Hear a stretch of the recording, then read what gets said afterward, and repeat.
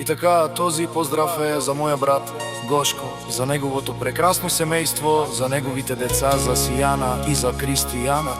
Нека да бъдат живи и здрави, и за неговата жена, за Нели. Пријатно слушане. Сијана, Сијана, ој ту сјане Гошко скоро срце, ој Криси, Криси, ту сјане Нели сири душа, то да вори нела туке, ој Сијана, ама нагава само те пази ноен, и ќова таро керабри, мисли на вас само мечиенге, ми годи си само ленге, ленге. На Сијана, Сијана, на Криси, Криси, ту мено девел те пази неум. Сијана, Сијана, Криси, Криси, ту менге живинав, ту менге камерав.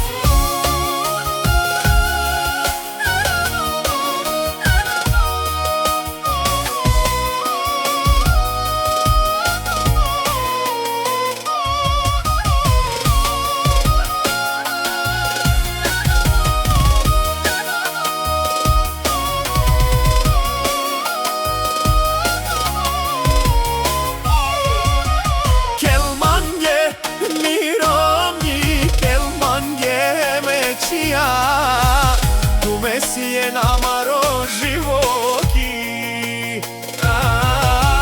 Kelmange, mirovni kraljica, Kelmange me zlatna čaja, tu me si je misilamo barvalipe, Jaša me čijenge, emerom nake,